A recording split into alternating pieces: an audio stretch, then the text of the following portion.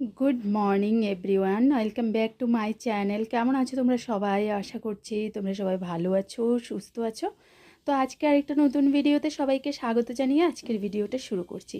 সকালবেলা দেখো বেডরুমটা সুন্দর করে গুছিয়ে নিয়েছি আর তোমাদের সাথে তার এই ভিউটা কিছুটা শেয়ার করছি। তো এখন আমি সোজা চলে যাব কিচেনে। আজকে কিচেনে গিয়ে চাটা করে খেয়ে নেব, তারপর চলে যাব সোজা স্কুলে। আবার স্কুল থেকে যখন ফিরবো তখনই তোমাদের সাথে নেক্সট ভিডিওর পার্টে কথা হবে। তো চলো, এখন আর আমার চেহারা তোমরা দেখতে পাচ্ছ না, কারণ আমিও আর কোনো কিছু তোমাদের সাথে শেয়ার করতে পারছি না। তার জন্য চলো এখনের মতো ব্লগটা এতটুক থাকলো, তার পরের পার্ট কিন্তু আবার খুব তাড়াতাড়ি আসছে। তো শুভ দুপুর বন্ধুরা। দুপুরবেলা দেখো এখানে আমাদের ঠাকুর পুজো কিন্তু দুপুরবেলা হয়নি, সেই সকালবেলা আমার বর করে চলে গেছে। আমি এখন স্নান করে এসে একটু ঠাকুর প্রণাম করতে আসলাম আর ভাবলাম চলো তোমাদের সাথেও একটু শেয়ার করি। কাল থেকে শ্রাবণ মাস শুরু হয়ে যাচ্ছে, বাবা ভোলানাথের কাল থেকে পুজো অর্চনা চারিদিকে মোটামুটি সব কিছু। সারা বছরই বাবার পুজো হয়, কিন্তু এই শ্রাবণটা বাবার জন্য একটু অন্যরকম। তো আমিও ভাবছি কালকে না সকাল সকাল স্নান দান করে পুজো টুজো সেরে তারপর স্কুল যাব। তো আজকে থেকেই আমি এটা মনে মনে ভেবে রেখেছি। তো দেখা যাক কালকে সকালবেলা কতটুক করতে পারি। এমনিতেই আজ 2-3 দিন ধরে আমার ঘুম থেকে উঠতে প্রচণ্ড লেট হয়ে যাচ্ছে। তারপর এই যে দেখো ছেলেকে স্কুল থেকে নিয়ে আসলাম স্নান করার আগেই, মানে আমি আমার স্কুল ছেড়ে এসে তারপর গেলাম ওকে স্কুল থেকে আনতে। আর আজকে স্কুলে পড়ে পাটা একদমই কেটে ফেলেছে, ঠিক আছে? তাই এখন এত শান্তশিষ্টভাবে আছে, আসলে কিন্তু ও এত শান্ত নয়, ঠিক আছে? প্রচণ্ড দুষ্টুমি চারিদিকে। তো এখন চলো, আমি কিচেনে এসেছি, এখন ভাবছি কি করা যায়। আজকে সকালবেলা রান্না বলতে কিছুই করিনি। এই ভাতটা যে দেখতে পাচ্ছ এটাও আজকে কিন্তু স্কুল থেকে এসেই করেছি। তো এখানে আমি দেখো এটা পড়ে যাচ্ছে। তো এখানে আমি কিছু পাট পাতা সুন্দর পরিষ্কার করে রেখেছিলাম, কারণ এখন এই মুহূর্তে কী করব বুঝতে পারছি না। একটু তরকারি আছে আর আমাদের সুজি ছিল না, পাট পাতার বড়াটাতে একটু সুজি হলে ভালো হয়, তাই মায়ের থেকে একটু সুজি আনিয়েছি ত্রিশুকে দিয়ে। এবার চলো গোলাটা রেডি করে নিই, মানে ব্যাটারটাকে রেডি করে নিই, তারপর হলো বড়াটা বানাবো।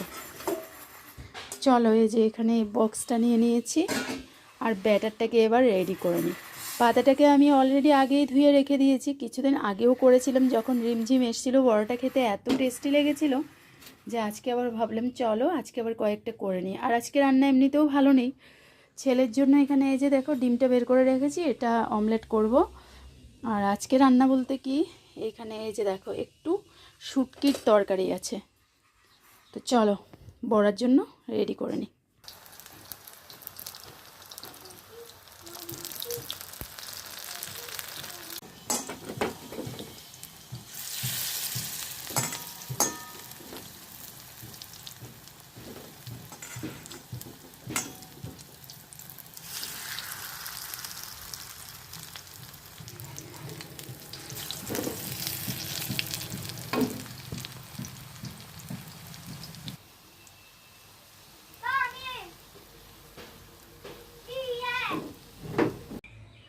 বন্ধুরা এই যে দেখো আমার পাট পাতার বড়া একদম মুচমুচে বড়া রেডি হয়ে গেছে। এবার হলো আমরা মা ছেলে লাঞ্চ করব।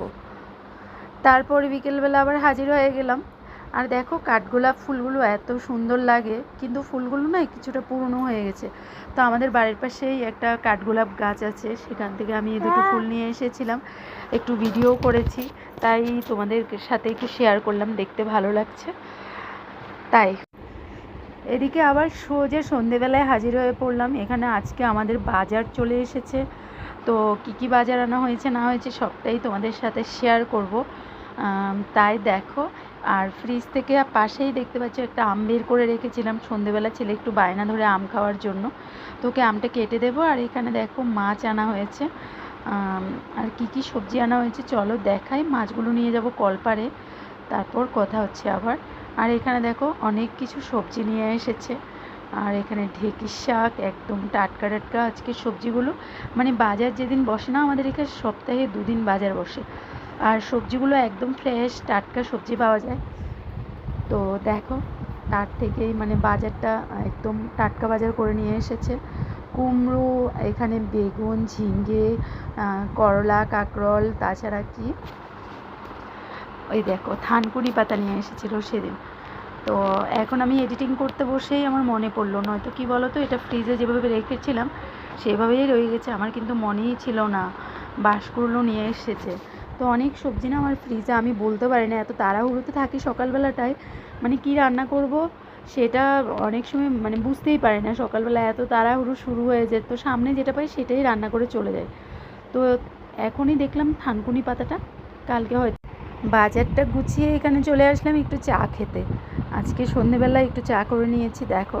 আর এদিকে বর কিন্তু আজকে সন্ধেবেলা চায়ের সাথে খাওয়ার জন্য ডালপুরি এনেছিল, তো সেটা শেয়ার করতে ভুলে গেছি তোমাদের সাথে।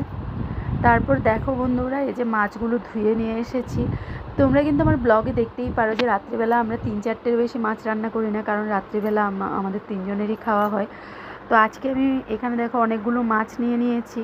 কেন বলো তো, আজকের মাছটা না এত বাজে ছিল, কি বলবো তোমাদেরকে।